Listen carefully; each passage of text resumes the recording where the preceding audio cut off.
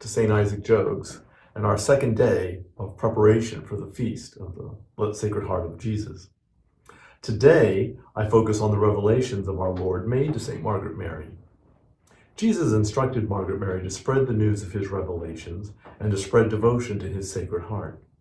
Specifically, I'd like to focus on the 12 promises our Lord made to all who follow a devotion to his Sacred Heart. So, since Jesus made 12 promises to those who hold a true devotion to his Sacred Heart, let's look at them. The first promise: he will give them all the graces necessary in their state of life. While this is an important promise, it is oftentimes a misunderstood one as well. Our Lord does indeed give us the graces we need in life, but this does not mean that he ensures we endure no suffering. Suffering is an inescapable component of our fallen state. Christ himself was not spared suffering, and he was sinless and perfect. How much less so can we expect to be spared all suffering? However, as part of our goal to imitate Jesus in everything, including his suffering, Jesus grants us everything we will ever need to endure that suffering. He promised us he would never abandon us, and this pledge to Margaret Mary fulfills that promise. Sometimes we might not see how God fulfills his promises, but we know he is always faithful to them. So we know that those with a devotion to the Sacred Heart will benefit even more richly from these graces. The second promise: he will give peace in their families and will unite families that are divided. Oftentimes, family relationships can be difficult. But if we turn to our Lord and if we place our trust in his love for us, then the means of healing can be made available to us. For it is in bearing insults and injuries, even from those that we love the most, that we can bear witness to Christ's love, and we can help encourage that same example in those closest to us. This is even more the case for those devoted to the Sacred Heart. Remember, these are Jesus' promises, so we know we can count on them. Their fulfillment often takes forms we don't recognize, but they are very real, and a devotion to the Sacred Heart can help us understand this even more. The third promise: he will console them in all their troubles. Much like the first promise, our Lord never abandons us in difficult or desperate times. Often, we might think that God has abandoned us. We're tempted under the worst of possible circumstances to ask, where is God? In fact, it's precisely when things are most dire that God is most present. For those devoted to the Sacred Heart, contemplation of our Lord's great suffering can help us recognize how he can empathize with our suffering. Our Lord experienced every conceivable emotion we ever experience. He knows the greatest possible feelings of despair and abandonment because he himself felt all those things. So when he sees us suffering emotional anguish, it actually pains him to see us suffer. So he is actually there by our side in the midst of our grief, our anguish, and our pain. He sees what we're experiencing, and he accompanies us in those aspects of our earthly journey. And the greater our faith in him and his Sacred Heart, the greater the depth of consolation that can be opened to us. The fourth promise: he will be their refuge during life and above all in death. Our Lord is the source of all grace, and he stands ready to dispense it to the whole world through his Sacred Heart. We need merely to open ourselves to accepting it. This promise is available at all times. It never expires. It's there for us today, it's there for us tomorrow, and it will be there for us on the day we breathe our last. The fifth promise: he will bestow the blessings of heaven on all their enterprises. This is a most comforting promise. Notice, however, he does not promise success, or at least not how we might define success, to all our endeavors. Instead, he promises to bestow his blessings upon them. In other words, we know there are no magic guarantees that every effort we ever undertake will be rewarded with our desired ends. But we're not called to succeed necessarily. We're called to give everything we have over to God, including all our efforts in everything. If we give what we have to our efforts and do so on God's behalf, it doesn't matter so much whether we see success. So much so as those efforts enjoy God's great blessings. God is all-powerful, and he can use all our efforts, even our perceived failures, in ways we might never know. And that's all right. That's part of the trial of faith.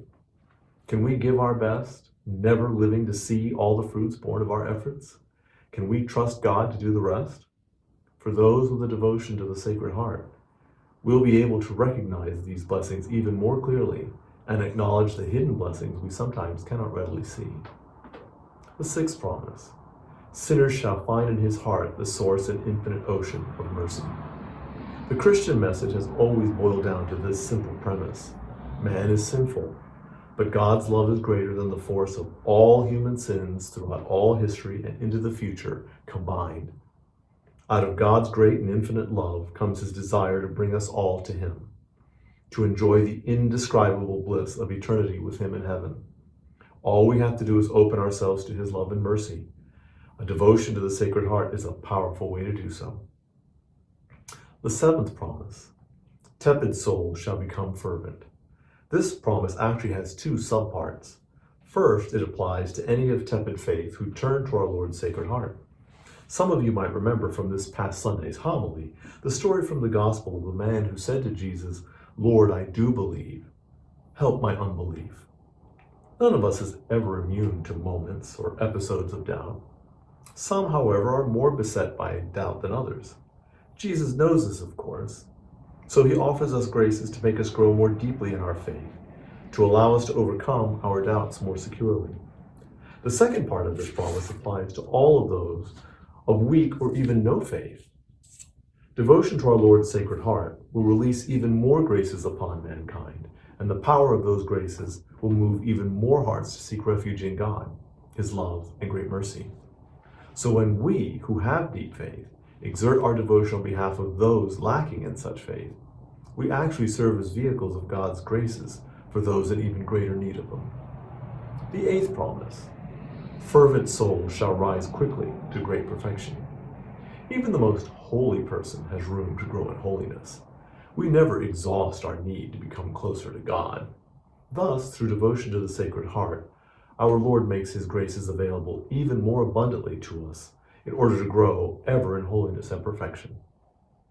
The ninth promise: he will bless those places wherein the image of his heart shall be exposed and honored, and will imprint his love on the hearts of those who would wear this image on their person. He will also destroy in them all disordered movements. This promise demonstrates the great value of having the image of the Sacred Heart in our homes and other personal spaces. While prayer always is a source of grace, God knows that we use our senses. We are affected by what we see, hear, taste, and feel. So holy images engender movements toward holiness. But notice the conditionals attached to this promise. Jesus will bless those places where the image of his heart is seen and honored. So it applies to those who devote themselves to the Sacred Heart of Jesus and keep an image of it manifested so as to remind them of their devotion and to remind others of that devotion. So, do you have an image of the Sacred Heart displayed somewhere in your home? If not, this would be an ideal time to get one. The 10th promise: he will give to priests who are animated by a tender devotion to his divine heart the gift of touching the most hardened hearts. There is always a great need for prayer for our priests. While all Catholics are called to be missionary witnesses of our Lord and his Church, priests devote their entire lives to being ministers of our Lord's sacraments and instruments of conversion. This task has always been challenging, but priests face some pretty unique obstacles in our modern society. Mindful of this, our Lord has promised priests devoted to his Sacred Heart additional grace to be able to reach the most hardened souls. The 11th promise: those who promote this devotion shall have their names written in his heart, never to be effaced. God's love, as I said before, is boundless and eternal.